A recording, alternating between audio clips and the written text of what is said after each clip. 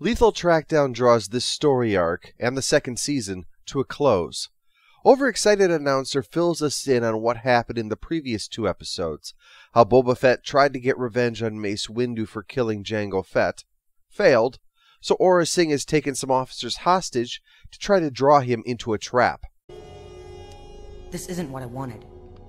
Just a nice bit of blowing a man to a billion pieces. Is that too much to ask around here?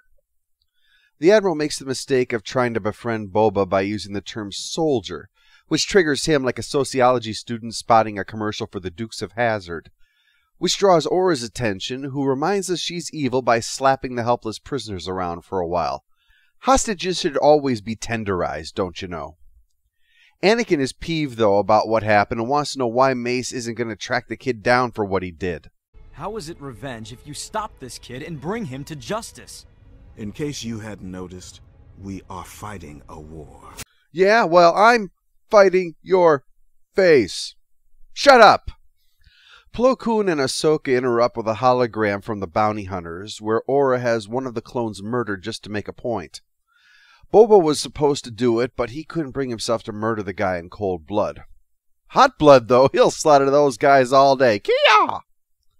Mace is ready to go, but Plo points out that he's injured and his presence will only make Boba Fett get all worked up and get over his no-shooting policy really quick, so he and the kid are going to handle this instead. Master Plo, I don't understand. Shouldn't we be heading for the last place we knew Boba Fett was spotted? Why head to the one place we know he is not? To search for clues, perhaps? But Plo's more salient reason is that he recognized Aurra Singh, so he's taking them into the underworld to see if they can find any leads on where Aurra might be hiding these days. The data on Jango Fett suggested he frequented this area. Rhodian Light District? The D Lightsabers? The Panty Menace? Is just a little ways further. A tale of 2 titties? Ah, they have excellent bantha wings. We have to stop there on the way back. Back on Slave 1, Castus, a.k.a. Man Number 3, is having second thoughts about this plan that has really spiraled into Crapville. So Aurra drops him off at their next stop, a seedy little world run by our old buddy Hondo. That was the guy with the tank whose pirates were fighting those farmers. Apparently they were lovers once. Aurra and Hondo, not the never mind. Because she starts coming on to him right then and there. I don't know. I think that might have been hollow. I'm not so sure about dating someone who looks like they're wearing someone else's face over their own. Now that he's dumped here, Castus calls up a friend in the hopes of getting some help since he's stranded here without a ship. So while Aurra, Boba, and Hondo are at the bar, he sells her out. Or tries to, at least. Well, there goes a real loss to the bounty hunting community. Well, a real loser to the bounty hunting community, anyway. Let's take the opportunity to check in on Plo and Ahsoka. Well, I hope we have better luck here. This is the 5th scumbucket drinking hole we've been to. Yes. I hope we have some good soon luck. You should probably stop drinking now. I need to maintain our cover. You told the last bartender you were looking for a booby fetish. And it turned out to be a real place. Cover maintained. While Plo questions the barman in the next place to no doubt ask what garnish goes best with everything mixed together in a bucket, Ahsoka goes sneaking around in her finest potato sack looking for information, using the Force to filter out the music and focus on individual conversations, allowing her to learn lots of things, including that a Tatooine sunrise is not a pleasant drink, but eventually that someone had a friend murdered while on a big job.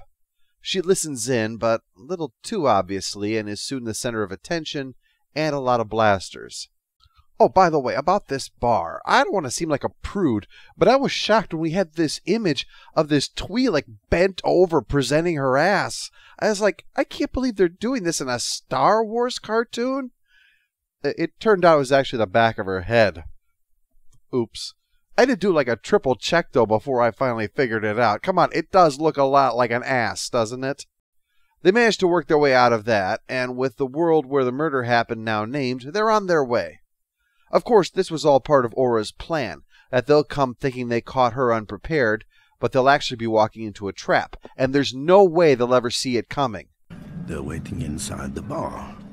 Okay, unless one of the self-centered pirates that are filling the place up actually gives them away. Boba is mighty steamed that the wrong Jedi showed up, and during the laying out of the evil plan, Ahsoka takes Aurra hostage. But you don't get a rep as a bounty hunter without a few tricks, so she and Boba quickly turn the tables, while Plo flips the tables. God knows he's probably had enough experience in the taverns to do that. But even after Boba helps her to escape, Aurra leaves him behind when he gets nabbed by Plo. But that means the hostages are now dead meat, unless Boba spills their location, and he won't. Why should I help anybody? I've got no one. It is the honorable thing to do. It's what your father would have wanted. What a tough break. The one guy who could convince Boba to help the Jedi, and the Jedi cut his head off. Ahsoka is Anakin's Padawan, so naturally her approach is to follow Aurra and try to slice up her speeder bike. But this is actually a trick. She's leading Ahsoka away from the hostages. But Boba must have given up the location because Plo directs her to the hostage location just in time to stop Bosk from shooting them, but not to stop Aurra from taking off in Slave 1. But Ahsoka does have enough time to mess it up real good, and we're going to need a lot of duct tape to fix that continuity snarl. Boba puts the blame for what he did on Mace killing his father, which he says right to his face because Mace is there waiting for him, as part of the Provoking a Dangerous Felon celebration on Coruscant. And the end. This arc has certainly been an unexpected trip, but it does follow naturally from the events of the film and explores this loose plot thread. Combining Boba with Aurra Singh, a character that intrigued fandom despite having been created purely to fill out the ranks of the pod race audience, provides a good double act. Boba consumed by a desire for revenge, but decent at heart. Aurra unconcerned for sentimentality, but absolutely ruthless. Exploring this dichotomy in this way was a good move, although the material for Mace let the character down a little bit in the final act.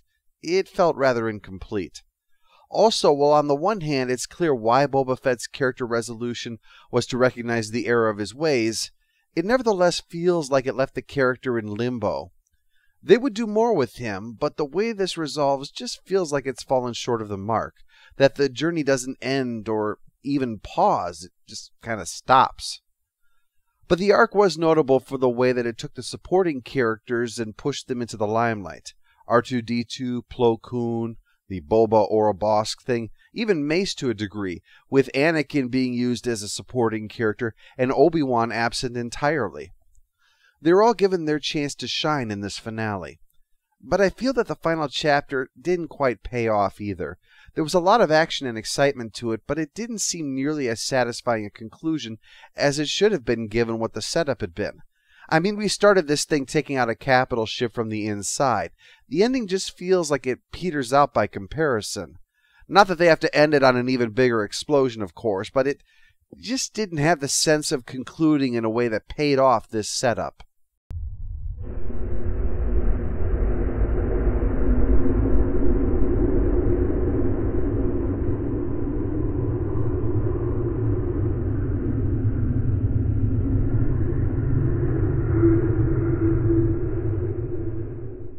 All hail the Overlord! All hail the Overlord! Hey, someone scrape that guy off the floor.